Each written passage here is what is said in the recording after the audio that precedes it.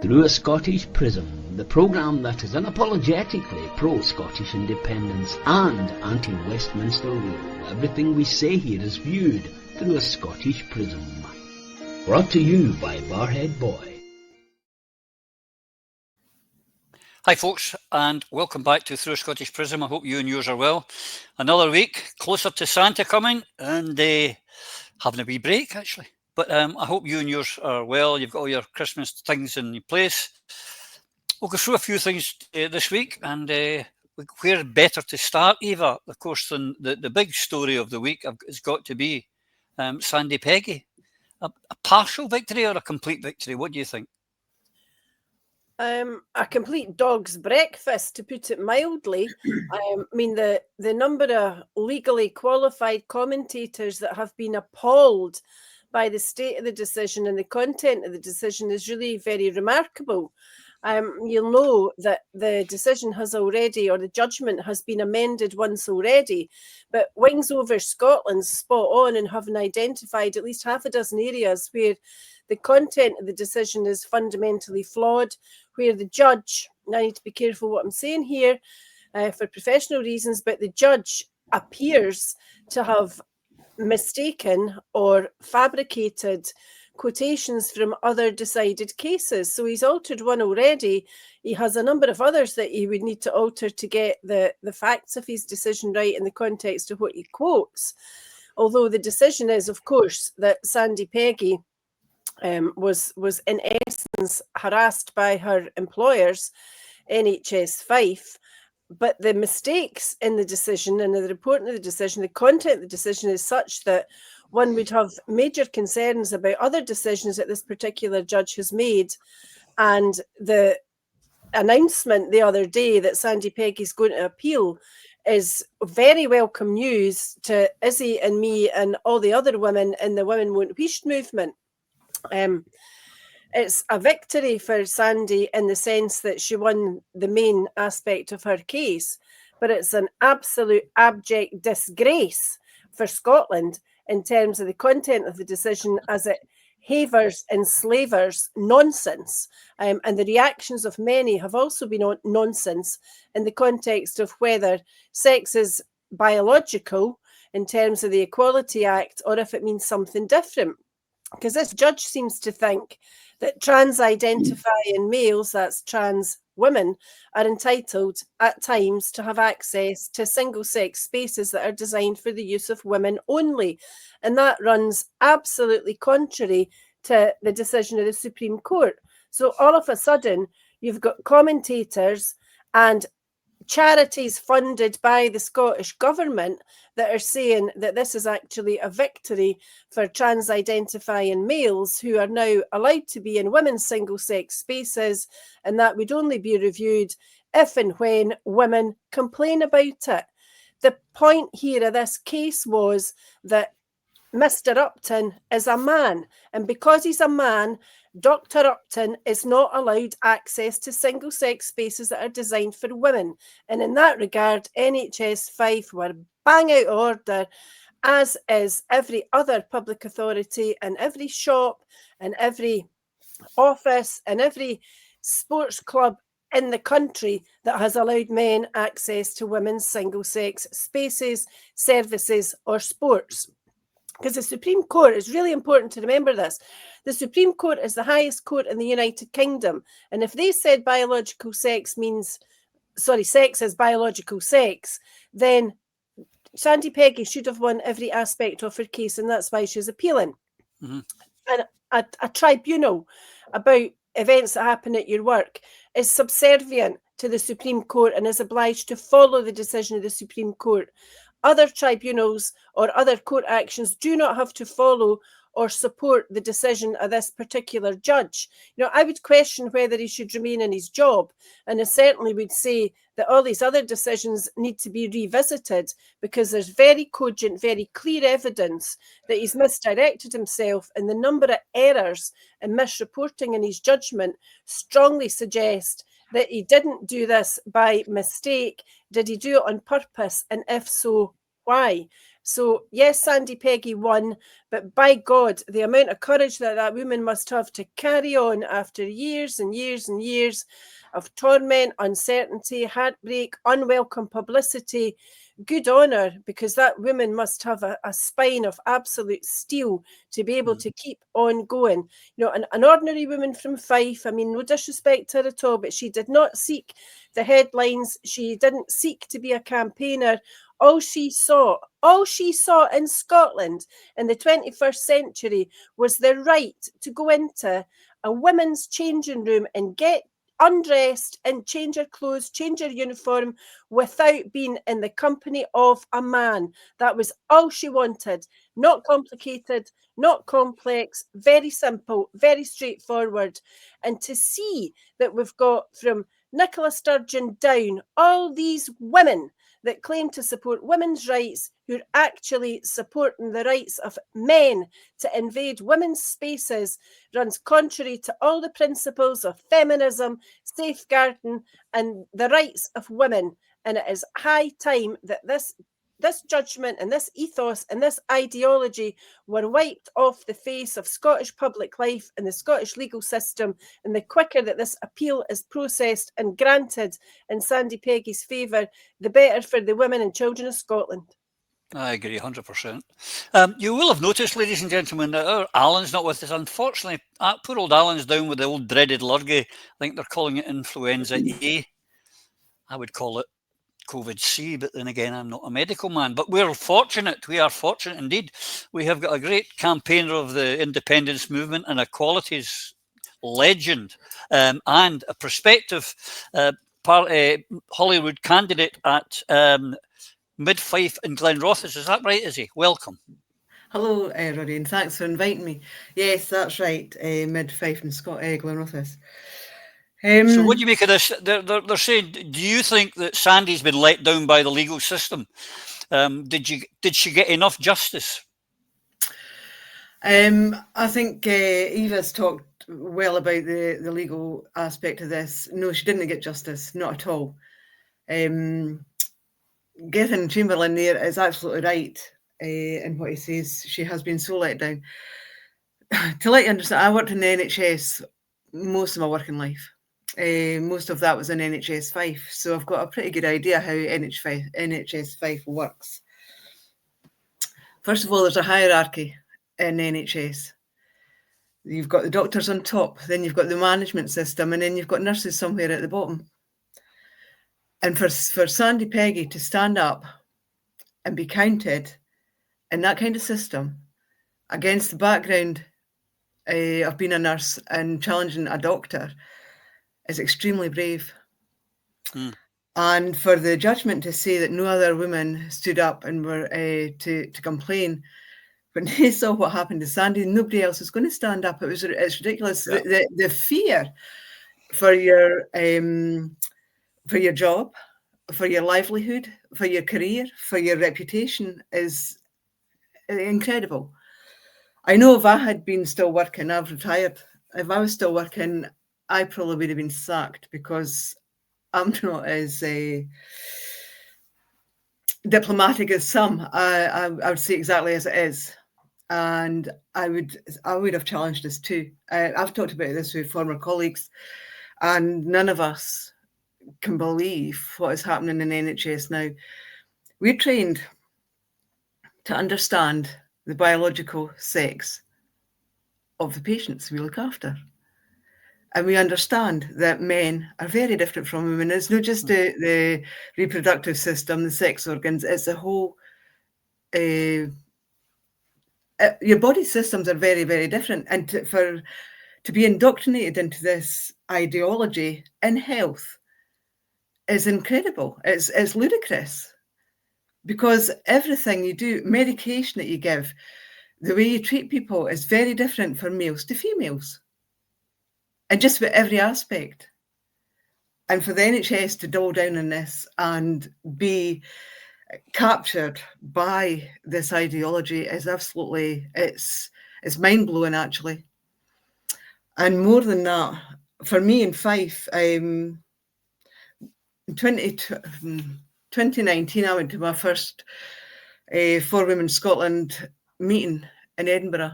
It was a Speaker's Corner on Princess Street, and there was only a dozen folk there, because I was wanting to see what they were saying. I knew what was coming through Parliament was ridiculous, and I couldn't actually believe my ears.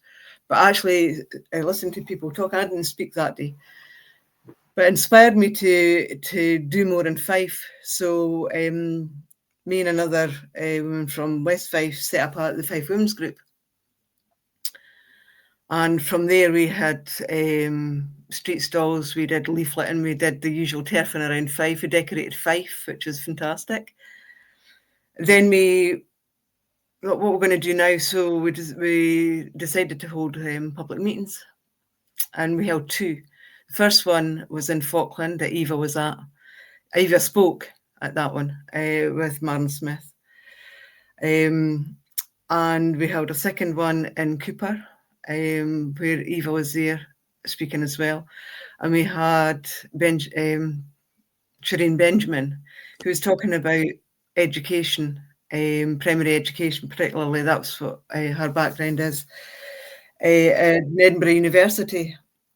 And the indoctrination, I'm kind of distracted a wee bit from the NHS, but it's all tied in, because the indoctrination of children is shocking, and it's right through the curriculum. And that leads on to health, because medicating children with drugs that are not tested is outrageous. It should never happen. And then you get in, when they get into teenage years, and you get into the surgery and all the rest of it. And that has a lifelong medical implications. And then you look at, my background's mental health, and you look at the mental health of all these people, these children who've been indoctrinated at school. Now, the formative years in education are the primary school years. That's when you learn anything. That's when your foundations are set. And when you get that kind of education in primary school, and you're told that you could be whatever you want to be, well, most folk think that's true, but you can't change sex. And being told that in school, that if you think you're a boy, if you play with boys' toys, you're a boy. If you have short hair, you're a girl with short hair, well, you may be a boy. If you prefer to play with boys when you're a girl, you could be a boy. I mean, it's ridiculous. But the mental health of that, the indoctrination has a mental health effect. And when you find out that's wrong, and you don't believe it, and that has ongoing mental health implications for the rest of their life. I've seen it with adults in mental health when they have been abused as children, and it could be physical, sexual, or psychological. What's happening in schools is psychological abuse. And so do you think this Sandie Peggie result will help get rid of this nonsense in any way, Izzy? I hope it's a start. There's still a long way to go. I think what's happening in the political system, for whatever reason, the indoctrination in that, I still can't get my head around why that's happening. But that has to stop. And when you've got the likes of John Swinney standing up at First Minister's Questions talking the biggest lot of crap. I am coming to that. And then you've got Neil Gray endorsing NHS Fife. These people are not fit for purpose. They really should not be in the job they're doing. The board in Fife, Health Board, they should stand down. They are not fit for the job. And if they're lying about that, what else are they lying about? I mean, the whole system is built on lies. And I think I'm going to leave it there, but that's where I'm at the moment. It's lies. It's all lies. If Lloyd, as you sort of referred to, I'd like to play this short clip. Now, you know, my famous thing I said to my children and my grandchildren is that life is simple. It's people that make it complicated. There is nothing complicated about this. However, our First Minister thinks there is. Well, I think one of the issues that we have been mindful of is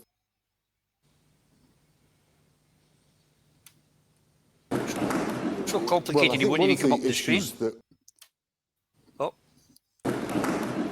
Well, I think one of the issues that... Peggie, help me! Well, I think one of the issues that we have been mindful of is the need to ensure that the complex legal judgment of the Supreme Court is correctly and properly applied in guidance. And we've taken those, we've published new guidance in a number of different areas in relation to workplaces within the Scottish Government, in relation to the guidance on schools. That has been published. So there's obvious issues that we have to continue to work through, as we saw in the judgment that was announced at the beginning of the week on Monday in relation to the Employment Tribunal, a further range of complexity that has got to be wrestled with. So I simply reassure Pam Gosler the Government is doing the work to ensure that these issues are properly addressed, and we have already done so in relation to the documents we've published. Complex, difficult. How is it difficult? Going to tell me, Lloyd? They've got themselves into this circumstances because the great test of loyalty in the Scottish National Party for the past 10 to 15 years is anything that Nicola Sturgeon says is true is true. Nicola Sturgeon said that you can be born in the wrong body. Nicola Sturgeon said that trans women are women. That's where the whole of this problem comes from. Now, I said this last year when the Supreme Court judgment first came out. This was John Swinney's opportunity to be his own man, to be the genuine First Minister of Scotland, to break us away from this toxic ideology, because the Supreme Court made it very, very clear. Sex is, the gender is a construct, and sex is a biological reality.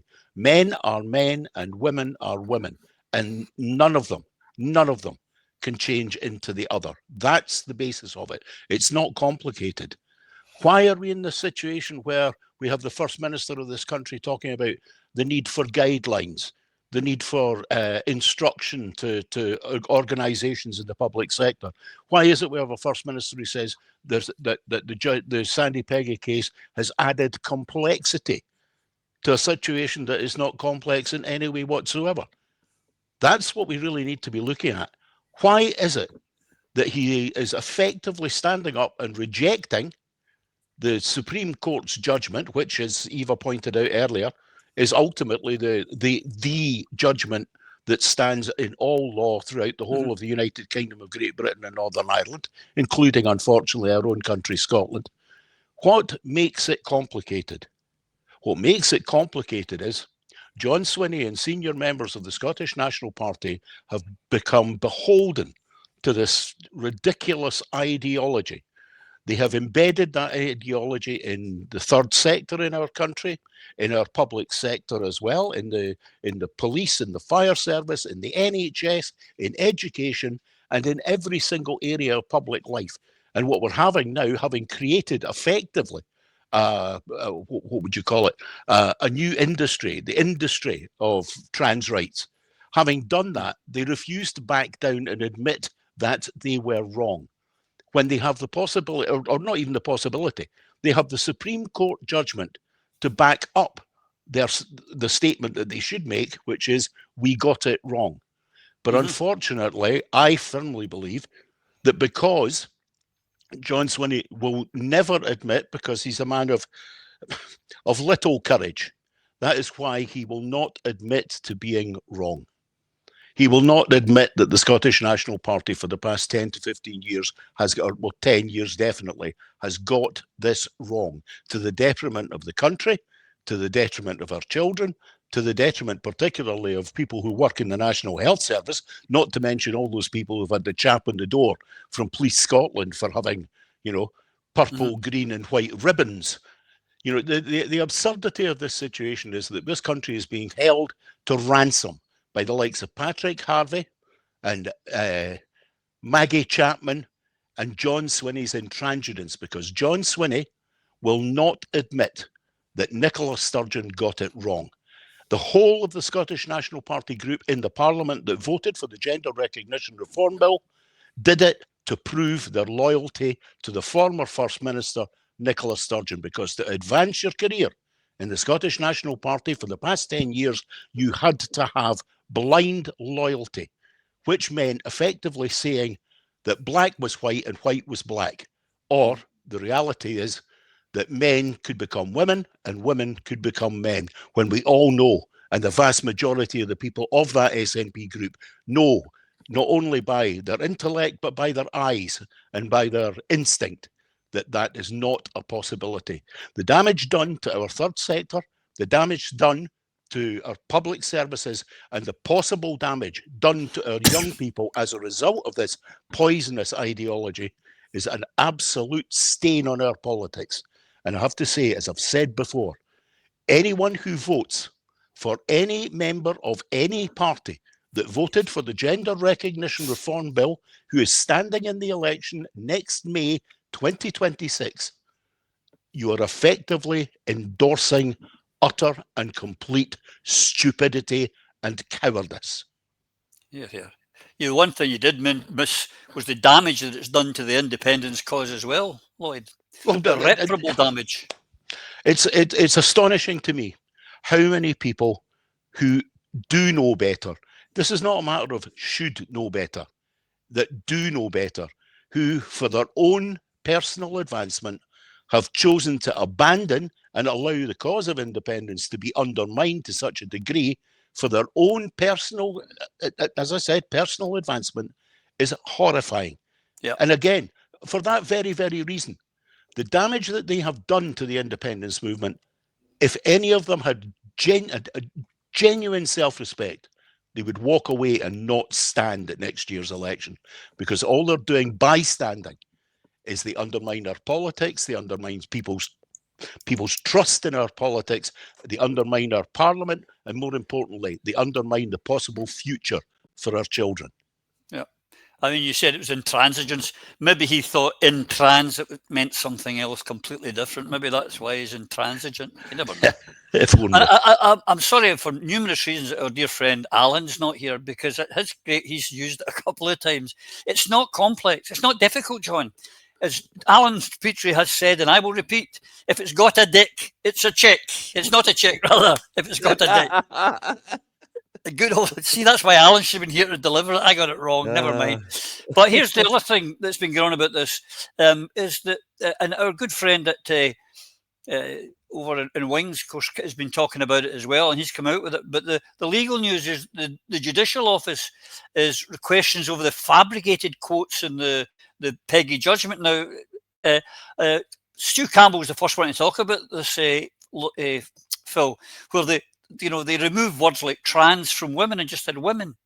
They've been using, it looks like he's been using AI to give us his judgment, which is not quite the real thing to do, is it? I know that's particularly disconcerting for me, because I use AI and it's prone to hallucination.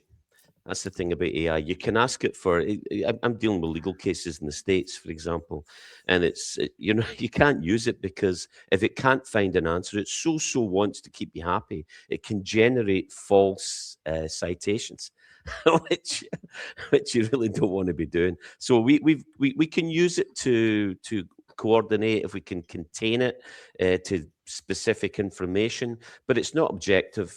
It's and it's really not what the principles of law are about. In front of your peers or a qualified judge who knows the law to make these decisions, imperfect as they are. They should not be subject to the vagaries of some computer program. That is not on. Beyond that, though, I mean, I would say Eva, Izzy and Lloyd have absolutely nailed this one. But just in case you live in a political vacuum or you're dialing in for the moon, this was Peggie versus Fife Health Board and Dr. B. Upton. And it's an employment tribunal case in Dundee. The formal claim submitted May 24 by Sandie Peggie, a nurse at NH Fife's Victoria. And for me, it's all about the Sandie Peggie alleged sexual harassment, belief discrimination, victimisation under the Equalities Act 2010.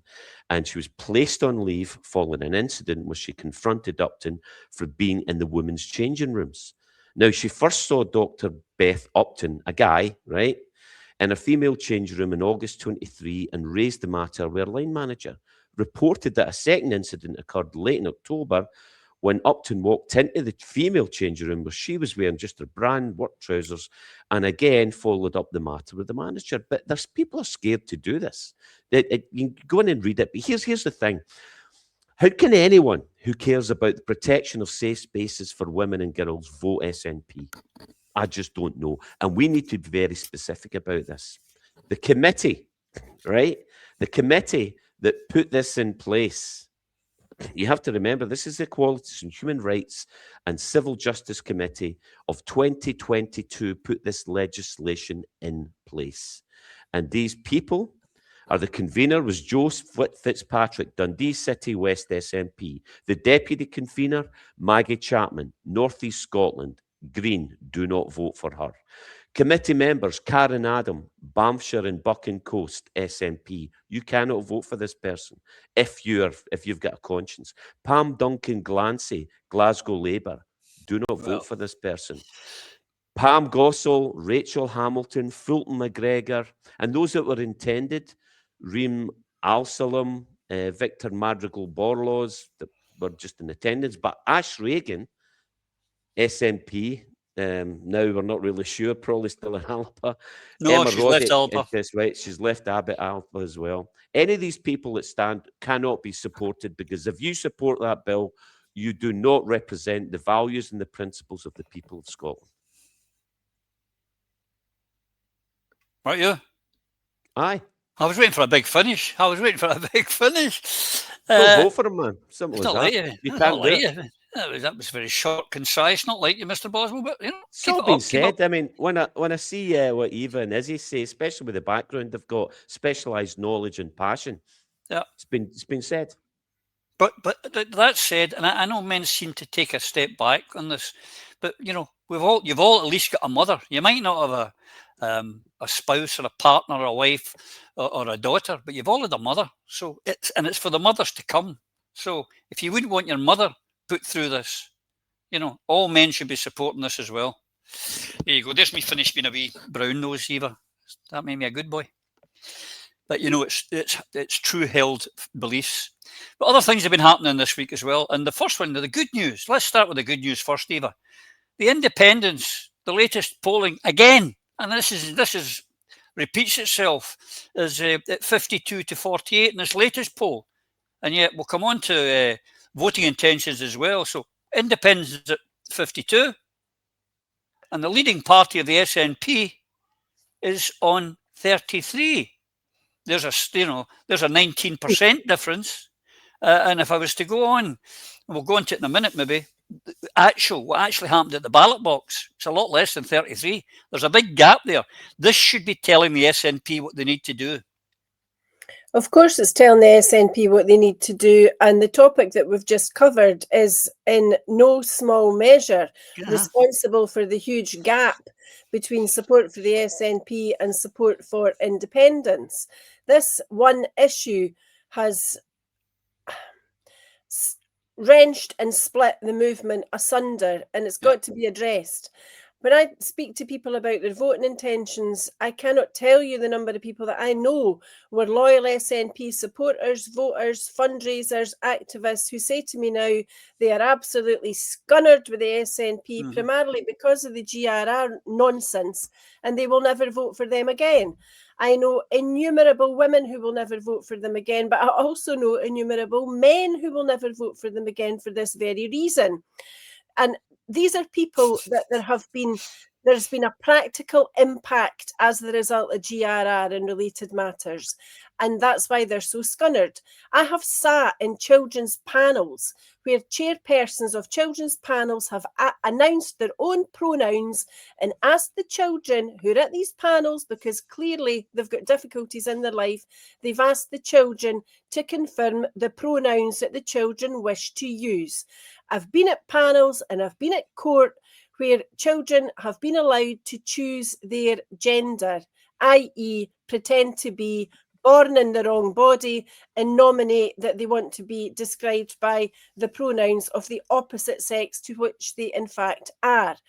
I have read and I've sent to friends the internal guidance of the children's panel system, which requires children to be allowed to nominate their own gender.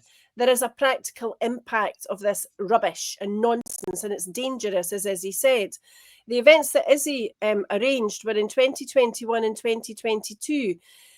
That's how long her activism in this respect has been going on. And what Izzy and I said, and many others said at that time, has come to pass, that this ideology is completely embedded and it switches people off politics. Mm-hmm. You know, if you're involved with the NHS and you are treated by a doctor who's wearing that lanyard or that badge, your heart sinks. When you get an email from the Law Society of Scotland and there are pronouns in the email, your heart sinks.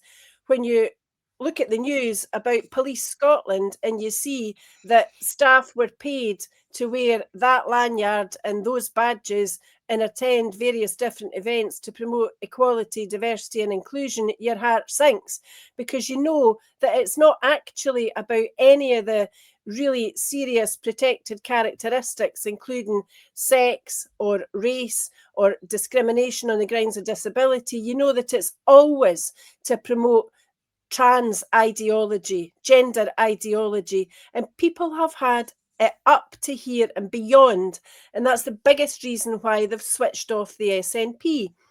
And to correct this, two things need to happen. One is that the SNP need to ditch gender ideology, because they're not going to bring people back to support them in the absence of that. But the other thing that has to happen is we've got to have competent government so that people can again have faith that the people of Scotland can govern themselves well. So we had that competent government in the Salmond years. Of course we did. Everybody knows that we did. And today, when you see the SNP promote independence, what they're doing is they're promoting SNP policies that almost without exception were introduced and implemented during Alex Salmond's tenure, because pretty well everything that the SNP have done since then has been a dog's breakfast akin to the mess of the GRR.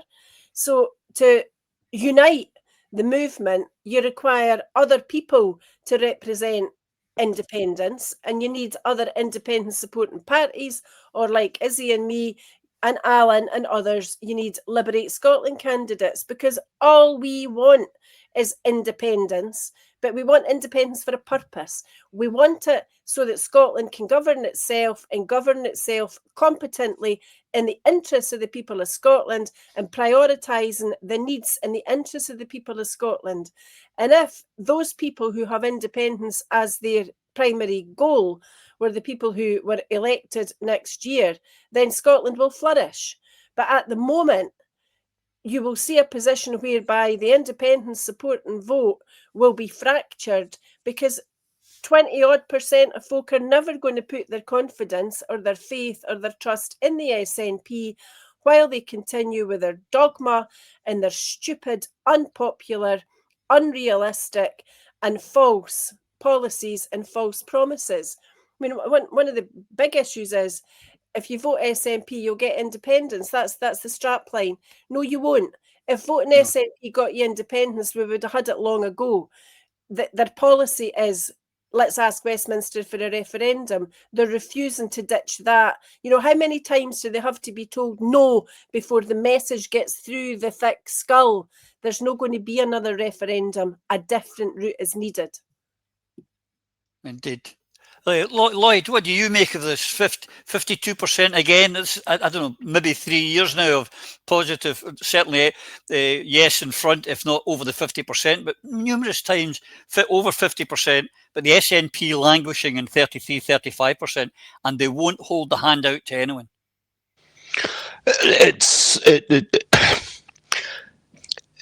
It clarifies the SNP's position, and the SNP's position is the same position as John Swinney had going into the election in 2003, which he lost badly, very, very badly, which is the SNP is the only means by which to deliver independence. Now, that has been proved to be completely and utterly wrong under his leadership. Under Alex Salmond's leadership in the run-up to 2014, it was a possibility and indeed a likelihood. But I think the most important thing to draw from the ongoing above 50% opinion polls that we've had, which has been going on for 2, maybe 3 years now, is the people are ahead of the political party. So in a situation like that, in the olden days when the SNP actually analysed these polls correctly, analysed what the people were wanting, you would look at this and say to yourselves, right, what is it that we are not doing? And the most obvious thing would be, we're not doing independence. We're saying independence, but we're not doing it. Now, we all know, we've said it many times before, John Swinney could make a move to independence tomorrow, as could Humza Yousaf before him, and as could Nicola Sturgeon before him. You collapse the parliament, you unite with the rest of the Yes movement, and you have an early Scottish Parliament election on a one-line manifesto, which is independence, nothing less, independence, nothing more. Right? It's as simple and straightforward as that. But that requires John and his merry band, well, number one, to have the courage, but also to have the intellect and the humility to approach the other elements of the national movement, those that are in political parties, those that are not in political parties, like, for instance, Jim Sillars, like, for instance, Robin McAlpine and the people of Commonweal. Draw those forces together and enter into an election that you control, because the only issue at stake is independence. Now, you all know, we all know, that can be done tomorrow. But John is not in the business of delivering independence. This current Scottish National Party is not in the business of delivering independence. As I outlined before, the Scottish National Party group in the Scottish Parliament at present, and I would suggest the very diminished group at Westminster, which is about to become part of the diminished group at the Scottish Parliament that there will be next May, all they're in the business of doing is keeping the SNP going, not keeping Scotland going, not moving us towards independence, but maintaining the bureaucracy that is the Scottish National Party. Now, to me, and for most of my friends in the national movements across Europe who are aghast at the opportunities at which the Scottish National Party, particularly under leadership of both Nicola Sturgeon, Humza Yousaf, and currently John Swinney, the opportunities that they have cast adrift, if not, frankly, stuffed down the stank, as we would say in the vernacular. They're utterly shocked by this. We are in the premier position to deliver independence of any of the independence movements of all the countries in Europe, of all the stateless nations in Europe. We have been since 2014. But what is very, very clear is there is no thinking being done about this.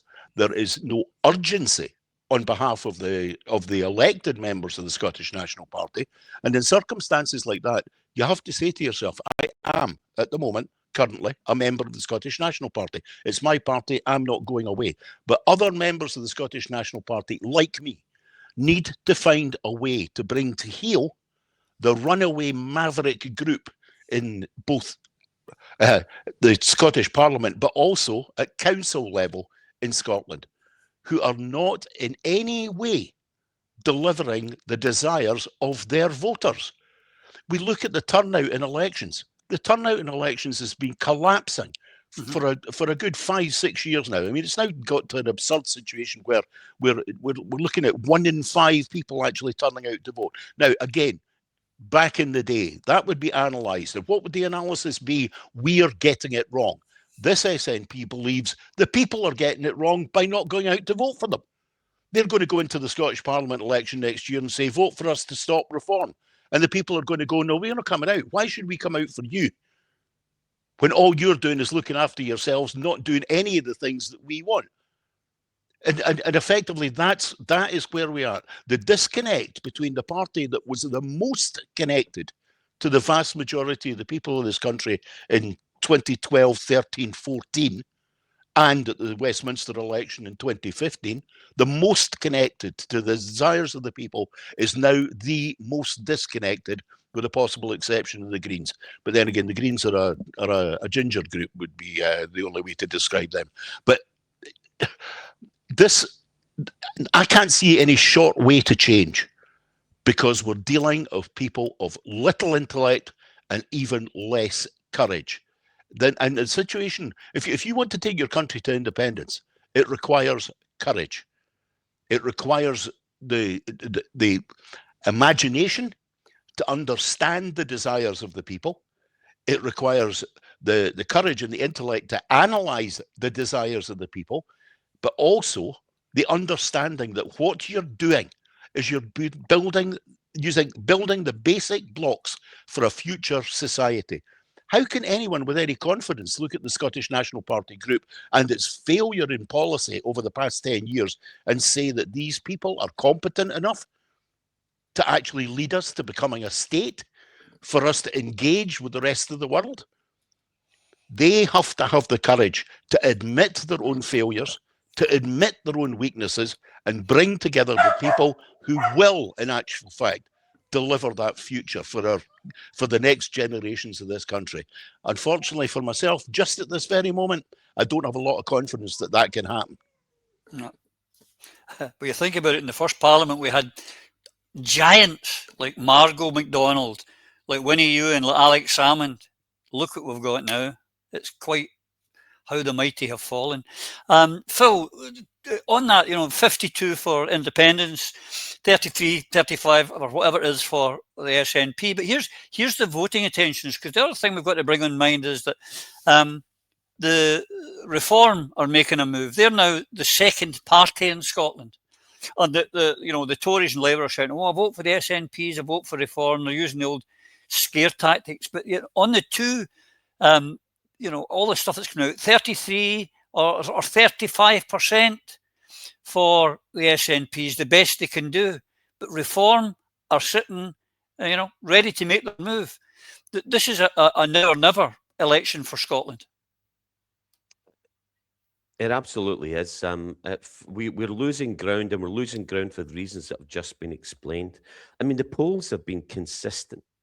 I mean, over 50% for a substantial period of time now. And this is the critical point for me. This is without a campaign. We haven't even moved towards. We haven't put the case for independence forward.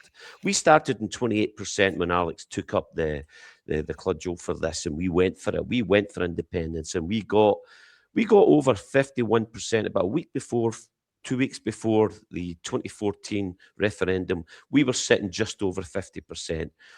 The union is panicked. They threw everything at us except the kitchen sink. I believe they also cheated to make sure that they got their own way. But hopefully that'll come out in the wash in the future. But to go from 28% and then to be pegged back to 45%, still think we won it, but never mind. Shows that if you're starting from 52%, where can we get? How much more can and it comes down to what's been discussed here. Everything, our rights, our benefits, our future, our education, the quality of our healthcare is being stolen from under our feet. It's absolutely been, our whole society's been undermined. People can see it. Frontline workers can see it. If you're in the police, you're a taxi driver, you're a social worker, you're a nurse, you're a teacher, you can see how it's been undermined. We're losing the best of us. The best of our people that go in and take vocational roles like teaching and nursing are getting so scunnered by it and getting so traumatized by the pressure they're put under. I mean, look at all this pressure. They're saying the NHS is unsustainable. This is the biggest lie that we've been told. This is supposedly one of the richest countries in the world. If you choose to send billions to Ukraine, if you choose to primarily not tax wealth, if you do not tax wealth, what you do is you allow the billionaires to steal the money and pull it out of the system. And we know how it works. You undermine and underfund education and health until it fails, and then you say, well, I have to privatize it. It's a lie. Do not be fooled by this lie. And you know what? My biggest fear is that in history, there are very, very few occasions when it didn't come to violence. When revolution is something as important as didn't come to violence. And that's what I fear. We don't want this. But do you know what? See, if you're not prepared to do what you can for your children and your children's future. Oh, I just hate to think about it. But do you know what? I will. What we've got to contemplate everything it takes to free our country from the hold it's in, the poverty and the deaths. We're being killed. Our people are being killed by the greedy, the corporations, and those that undermine our civilization and our society. Poverty is criminal. It's imposed directly on the people by removing the services, the safety nets, the support, the opportunities, and the belief that you are living in a fair system. It's not a fair system. It's rigged. As we know from the great George Carlin, it's a big club and you ain't in it. So what we really need to do is organise ourselves to make sure that we can take back control. And I mean, we the people, not a billionaire. If a billionaire's telling you this, you can't trust them. You can't. It pisses me off. And just a wee point, these figures showing voting intention for Scottish independence. As Lord described, we've had the power to do this, given the representatives in the Scottish Parliament that say they support independence, plus the great many independentistas in Alba and other small parties, and what we're going to do in Liberate Scotland, Liberation, or Salve, all of these organisations, Commonweal. The fact that the SNP leadership has not done this shows their true colours. And it should be clear, they are devolutionists, unionist devolutionists. And I say leadership because remember, the SNP under Angus Robertson and Nicola Sturgeon removed the power of the SNP members, such as Lloyd here and me previously and all of us previously, to approve policy at conference. They are now captured by the British state for a variety of reasons that we've spoken in this programme. And the final point, a point in what Eva described, it made my blood boil. On the wokeism at children's panels hearings that promote members and kids to choose their pronouns and identify as them they want is not sound. And that's not sound. Kids, especially kids that come through the children's panel process, and I speak as an ex-police officer here, are not normally certain about whether they want Cocoa Pops or cornflakes in the morning, never mind being pushed into this complexity whilst undergoing the often highly traumatic experience and dealing with the authorities that brought them and the issues that brought them to the children's panel in the first place. This is a betrayal of the professionalism that should put kids first. My mum sat in the children's panel because she believed all kids deserved love and support, and it's for us to do it as adults. You should not bring your pet drama and ideology and impose your own personal issues into this process that should be focused on putting the children first. That's where the rage against the machine should fall. Yeah, I agree. When I was at school, particularly when I went into secondary school, all I wanted to do was play with the girls all day long. It didn't make me think I was a girl, if you get my drift. I'm preaching to the converted, Mr. Boswell. Izzy, 52 in favour of independence and only 35%. You don't have to be a genius to work out why there's a gap, but will they try and breach that gap by holding the hand out? No. The gap comes from people who have seen what's happened the last 10 years, who have asked for and voted for change, and it's not happening. Will we get unity? I wouldn't think so, because that would mean that the SNP would have to actually do what it says on the tin and proceed to independence without asking for permission from the Anglo state. It would mean that they'd have to swallow their arrogance and actually listen to what the people want and do what the people want, and that's not happening. And we've seen this. I mean, 10 years we've had this. In the last 5 years, what has happened in Holyrood has been shocking. The policies and the laws that they've implemented are against everything that Scots should stand for, from the GRR to the hate crime bill to the juryless trials that they want to bring through. And also, they're also talking about the assisted dying. I mean, there's so many policies and laws and things that they're talking about to bring in that are not resonating with the people of Scotland. The 30 to 35% still SNP. I don't know if that will follow through in May next year or not. I guess it depends on what the SNP do and how actually the rest of us motivate ourselves, make ourselves known in the public and the constituencies we're hoping to stand in, and make ourselves visible and maybe get the public on board with that. I don't know. It's a hard ask, given that we're getting no media apart from yourselves and other blogs like this. We don't get any mainstream media, so trying to make a breakthrough is going to be difficult. And with that in mind, then what do the disenfranchised vote for? Do they vote at all? That's probably why there's 22% turnout for the by-election last week or this week. Yeah. I don't know. The SNP are clearly not serious about independence. They're very much a devolutionist party. They're implementing all they're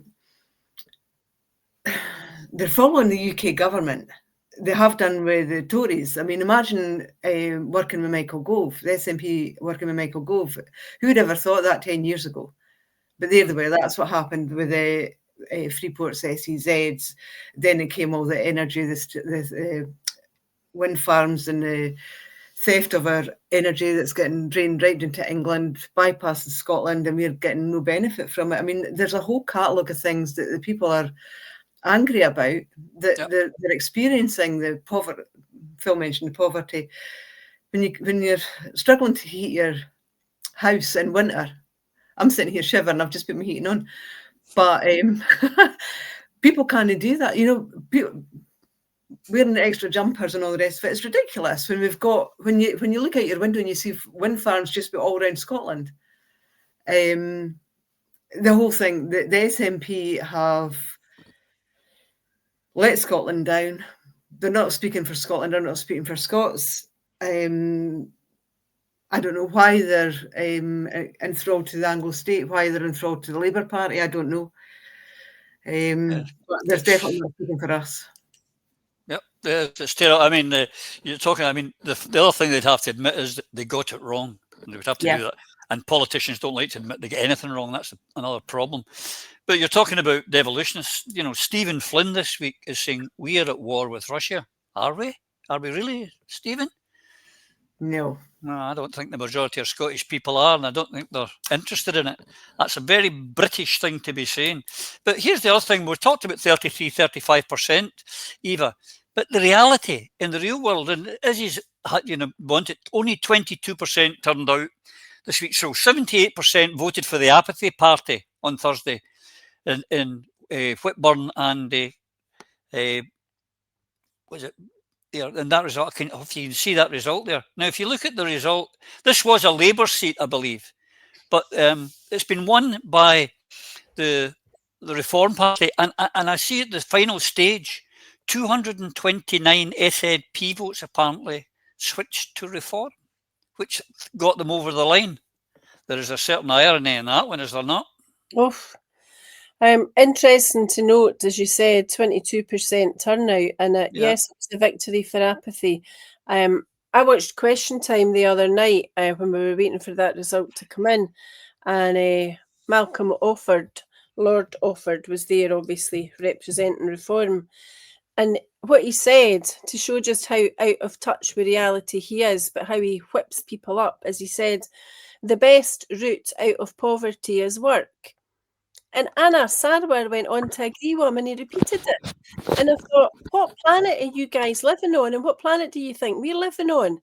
How many people do you know that work hard?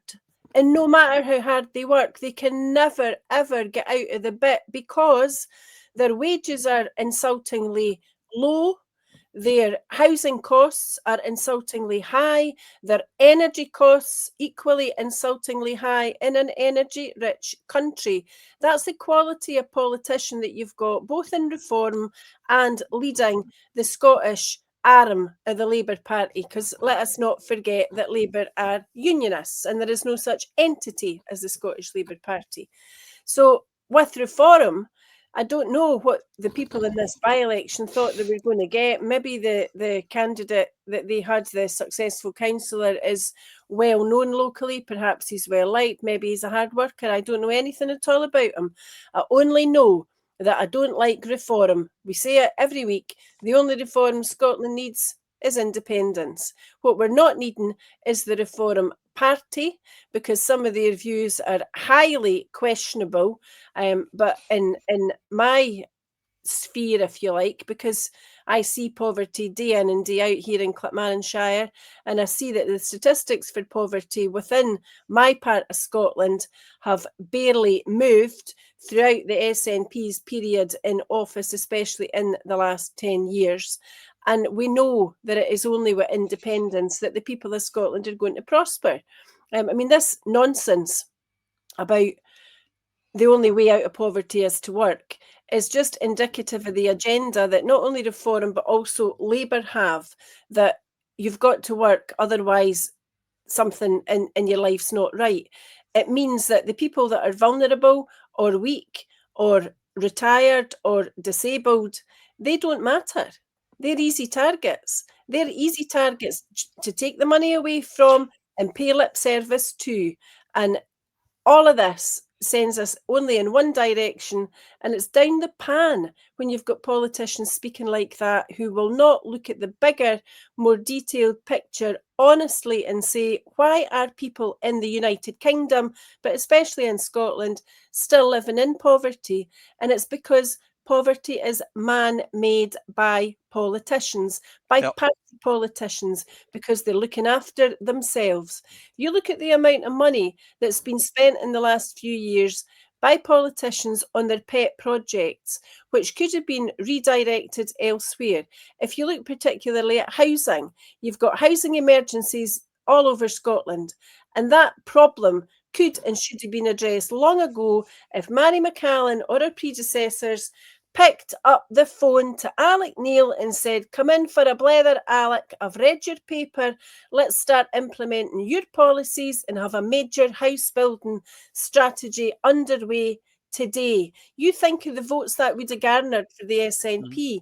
They could solve Scotland's homeless problem, solve Scotland's problems with damp housing, inadequate housing, shortage of housing, but they divert the problem away and they say, well, no, it's got to do with policies from Westminster, because they're too stupid and too stubborn to start rolling the sleeves up and fixing the problem. A similar position applies in relation to drug addiction and alcohol addiction. If they listen to folk like Anne-Marie Ward, they could address that issue too a lot more cheaply than they are doing by flinging money at self-serving organisations and paying people to stay in cushy jobs, cushy numbers, rather than tackling the real issues the way they ought to be tackled. Could go on all day. But when you've got problems like that people see are not being appropriately addressed, and somebody like Reform comes along, creates a few scapegoats, has a few punchlines, has a few strap lines, people will fall for it, not just because it sounds new and it sounds different, but also because they'll be pressing that button that says, stuff you, to the rest of them, including the SNP, and they'll decide, going to try somebody else, because you know what? The rest of you have had long enough and you've done SFA to make it any better. Yeah. Another one you're talking about, get in touch with Alec Neil about housing, absolutely 100%. The other one, we've got a ferries problem. Get Stuart Bannatyne. He offered to fix it before for nothing. He could have fixed it and done them at cost jobs, and he was rejected. A world-leading ship architect. But, this thing, Lloyd, where Labour and Reform are talking about, only work can get you out of poverty. I mean, people call them fascists, which I think is ridiculous. But you know what I'm thinking? Arbecht macht free was a famous phrase. Work makes you free. So maybe those accusations are not so bad. I just always found it absolutely hysterical when I hear Anis Sarwar talking about people in poverty as if he's ever understood what that means. This is a boy who grew up in a very, very affluent family in Glasgow, went to one of the most expensive private schools in Glasgow, had all his teeth done privately, and then he became a dentist for 5 minutes. He knows nothing about poverty. Absolutely nothing. Malcolm Offord, Lord Offord, knows absolutely nothing about poverty. And no matter how many times he tries to tell us that he's a poor boy from a poor place somewhere in a poor country, he can just go and get stuffed. Malcolm Offord is a con man of the first order. Anis Sarwar is a con man of the first order. And another one who was on that panel the other night on Question Time, Stephen Flynn is also a con man of the first order, and that's a fact. We really have to be careful about this.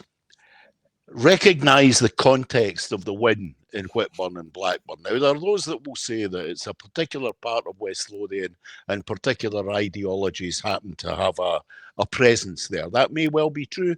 It may not be true. The fact of the matter is only 22% of the potential voters went out and voted. Now, if Reform win the seat by 240 votes on a 22% turnout, that doesn't mean it's a great surge for Reform. No matter how John Curtis wants to paint it, or however John Swinney will paint it, of course, what it actually says is, and I say this as a political activist and an SNP activist of some years standing, who've fought a few campaigns at every level, from European, Westminster, Scottish Parliament, Council, region, district, right? That seat was there for the taking for the Scottish National Party. The fact that they came second in a seat that wasn't theirs, had previously been a Labour seat, tells you that with the right campaign and the right message, the seat was low-hanging fruit for them. But as we've discussed in all the topics we've got up until this one, the Scottish National Party is toxic to the vast majority of their own electorate at the moment. Is somebody trying to tell me that in that particular ward in West Lothian, where the seat is the Scottish Parliament seat is held by Angela Constance, the one next door to it is held by Fiona Hislop, and have been held for election after election since 2000, well, since 1999 in actual fact. Are they trying to tell me that they don't have more than 1,300 members in that area? I know that they do. So what does that actually tell you? Members and former members of the Scottish National Party did not go out and vote for the party that they previously were either a member of or a voter for. And the only analysis you can make from that is that the SNP are getting it wrong. And where are they getting it wrong? Independence is one thing, but also these niche issues that they've tied themselves to in another part of it. But the key thing here is, let's not overplay what Reform have done. I hear already that the Reform candidate has successfully managed to get himself within, 3-4 days into a minor wee scandal as he announced that as part of his great democratic engagement with his new constituents, that he will be holding a meeting every 2 weeks in a particular hostelry in Armadale, where there'll be a small cover charge of £5 to provide tea and coffee. Unfortunately, said hostelry normally only charges £1 for tea or coffee. So he's making £4 a head on that one to start off with. Now, some would say, probably Richard Tice and indeed Lord Offer would say, that's enterprise for you. What an entrepreneur. He's taking money off his own constituents. Give the boy a coconut. Let's not be worried about this. The problem with Reform is they will be able to sneak through on low turnouts. And unfortunately, I think there are certain people in the Scottish National Party who are part of the managed decline of the Scottish National Party who will see that as an opportunity that won't damage them. If there's a low turnout in Perth, will John Swinney suffer? No, he will not. If there's a low turnout in Edinburgh Central, will Angus Robertson suffer? No, he will not. Let's keep an eye on this. If the Scottish National Party say, as they're beginning to say, that the only way to defeat Reform is to vote for the SNP, and the actual fact of the matter in Armadale, Whitburn and Blackburn the other day was a vote for the SNP actually allowed Reform to win. That's the reality, the actual reality. 242 votes from SNP voters to Reform delivered Reform the seat. That's the bit that John and the SNP leadership need to analyse, and not go down the same route as Anas Sarwar by saying to people, and this is there's a bigger and better picture here. Why are people choosing to vote for reform, who they've never stood in that seat before, they've never had an existence in this country before. Why are people doing it? Because they're angry, because everybody else is not delivering for them.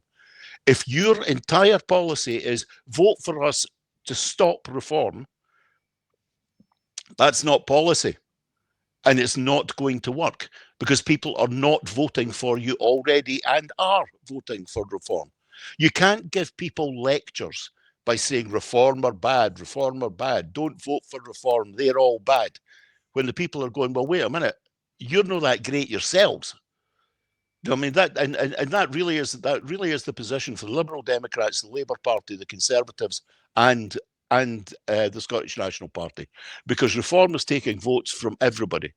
The lesson here is, what is it that you're not doing?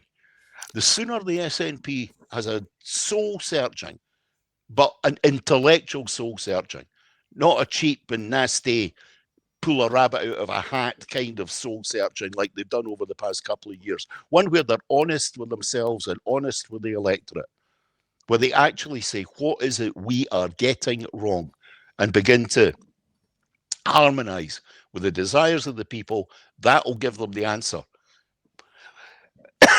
But I think it's important that we don't allow ourselves to be dictated to by the likes of John Curtis and the other commentators who, for the sake of a headline or for the sake of a column in the newspapers or for 10 minutes in a blog spot, want to make reform something that they are not. Reform will not be the government of Scotland in May of next year. But the government that we do have in Scotland will suffer from reform becoming the government in Britain in 2028 or 2029.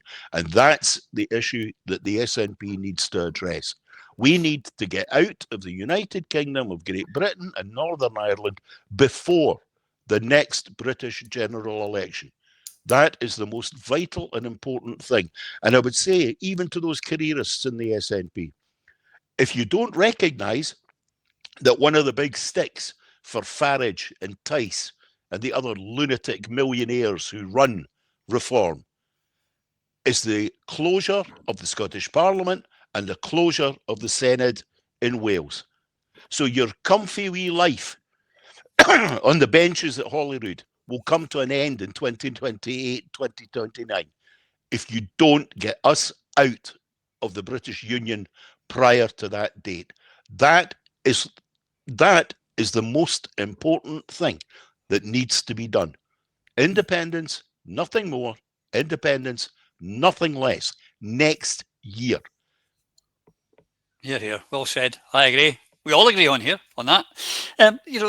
We're showing polls earlier for where they're getting 35%, but when it actually came to a poll last week, and a very low turnout, but they still didn't get anywhere near 33%. Again, another shot across their bows. For God's sake, pay attention. Yes, these are very specific. When you make a poll, you omit the variable that is apathy, because to actually go out and vote, you've got to get off your arse and go and do it instead of just filling in a form, So for me, that's always going to be the case. I think the figures that we're getting in polls on SNP support are inflated. I don't think they're accurate. And I think, well, we can see it's borne out by what's happening. Now, I hear Lloyd on this, but let's start with one fact. The SNP will not change the direction of the ship that is Scotland and make it face towards our future as an independent nation until the current leadership and their entire cabal are deposed and excommunicated. There is no other way to do this. And we're now in a situation where reform has won its first by-election in Scotland. And it is because of low turnout. These elections, all the elections that are coming, especially and traditionally, local elections are always very, very poor, or the lowest turnout. They'll all be wide open. If you have the support on the street to canvass and or the cash to spread the word, and this is critical, it's a good point here, a certain 9 million donation to reform, you're in with a right good shout. Now, this guy, David McLennan, you've talked about this guy. I don't believe for 1 minute. If you represent reform, you're not in it for the people, you're in it for yourself. So the £4 enough for me. The guy's a waste of space in my view. His policies, no, I cannot stomach them. Now, reform, they've seen a number of councillor defections. And Scottish Conservative MSP Graham Simpson also defected to the party in the summer. Now, given the state of politics across all major parties, especially in funding, this is a disaster. The SNP are a busted flush. The Independentistas don't have the cash. Alba will struggle to raise funds now that tragically we've lost Alex. And even Labour, Tories and the Lib Dems will struggle. And the Greens, they always struggle. Everybody's struggling financially except for one. A 9 million donation to Reform. This is a record. It's a donation to Reform UK, and it shows why gifts to all parties should be capped. Now, and it came from Thailand. The guy lives in Thailand, Phil. Oh, well, yeah, check out. I mean, I won't go on too long. I'll let others speak on this. But the IPPR are an independent charity working towards fairer, greener, more prosperous society.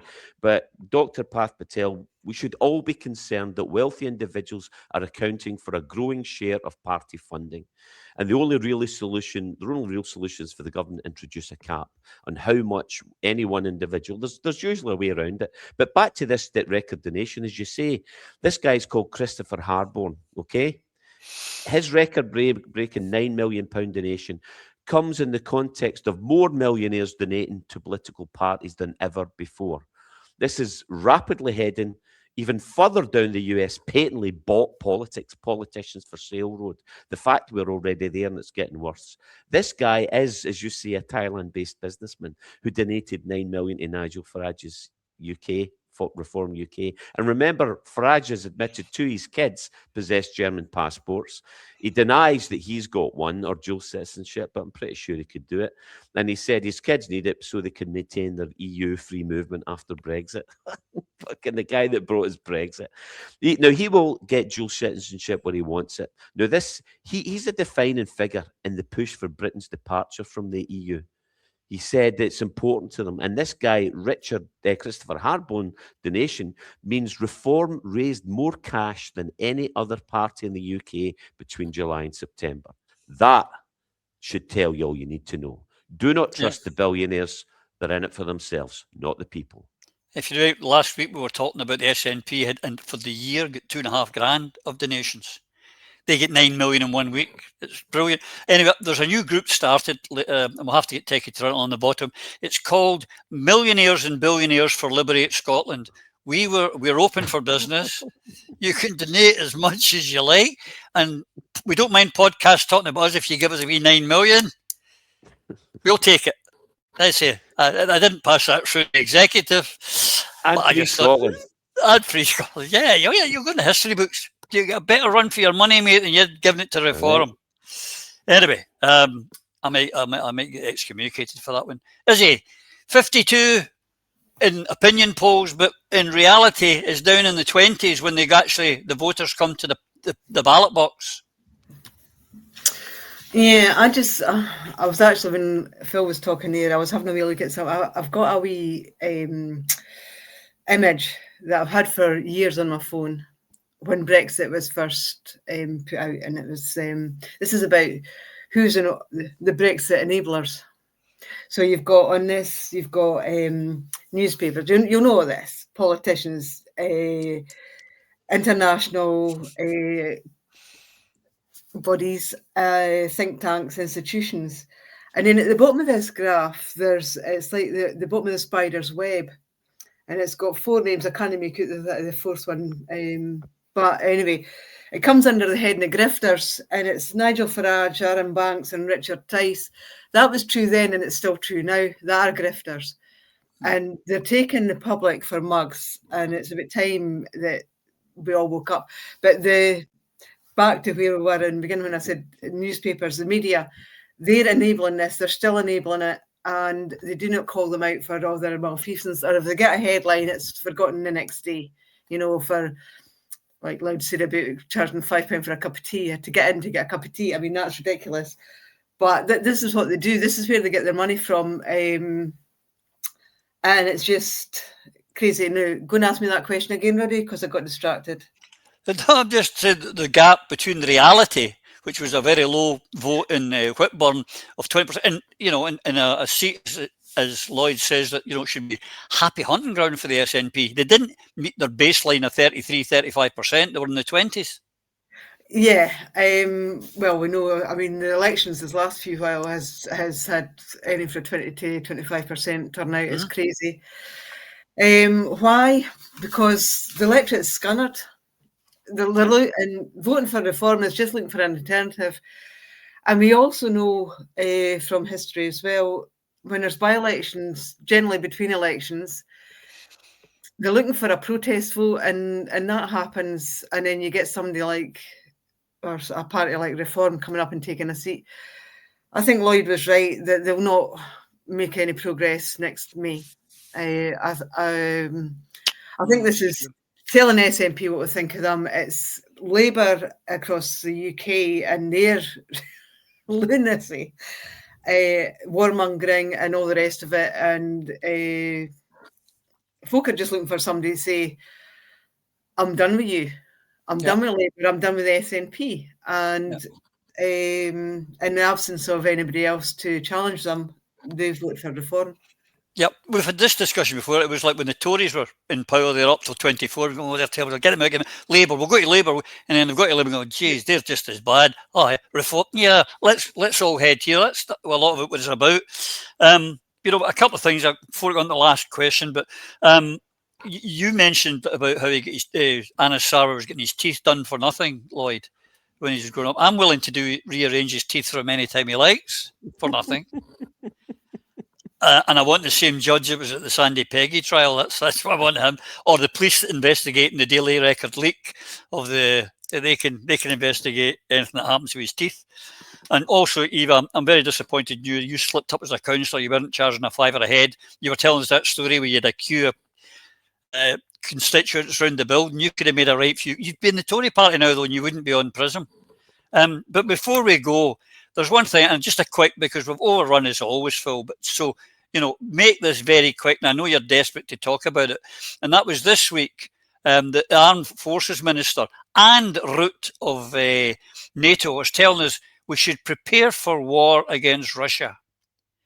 The loonies have taken over the asylum, have they not? Yes, this guy's an absolute disgrace, the Deputy Secretary General of NATO. And then you add to that, you've got all of the others completely controlled. You've got Macron, who's from the Rothschilds Bank. You've got Starmer, completely controlled by the City of London. You've got Metz, who was a BlackRock director for the German BlackRock company, the biggest investment company in the planet. And you've got Fink in the negotiation table in Ukraine. And so what we got is we the people, we the human beings, the people do not want war with Russia.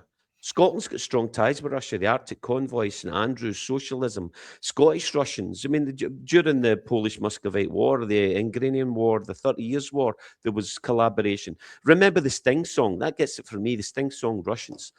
This is a more accurate political strategy in the lyrics of the Sting song, Russians, than anything I've heard from the mainstream media, with the mantra being, what might save us, me and you, is if the Russians love their children true. The West are the aggressors here. In the case of the Russia and Ukraine, as we have been supplying training and arms since 1995, know that Macron and Merkel admitted that Minsk Accords were a con to allow the West to rearm and further enforce Ukraine to prepare to up the aggression against Russia. Know about Ukrainian history, how most of these cities were Russian and the big areas were Russian, founded by Catherine the Great, Odessa.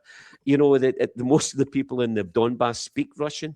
Know about Stepan Danberis, the Maidan Revolution, the Yavoriv military base, the NATO base in Western Ukraine, known as the Yarovov military base. It serves as a military training facility for the armed forces of Ukraine, who are not in NATO and is part of the Ukrainian-NATO Partnership for Peace Program. Partnership for Peace Program. When Ukraine, not a NATO country, has been in far more NATO exercises than the vast majority of NATO members. Lies.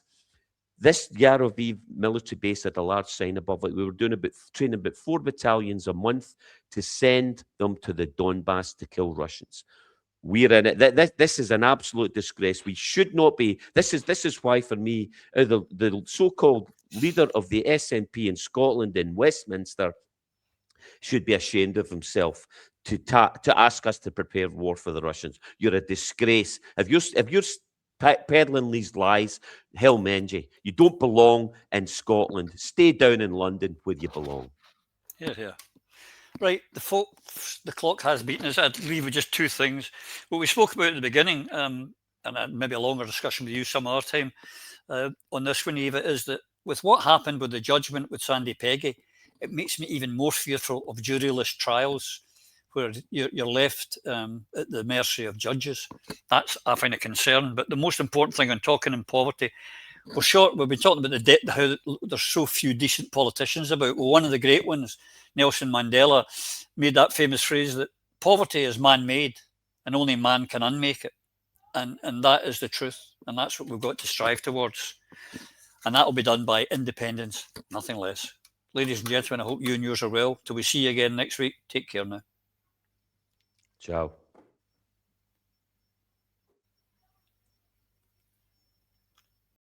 Through a Scottish Prism, the programme that is unapologetically pro-Scottish independence and anti-Westminster rule. Everything we say here is viewed through a Scottish prism.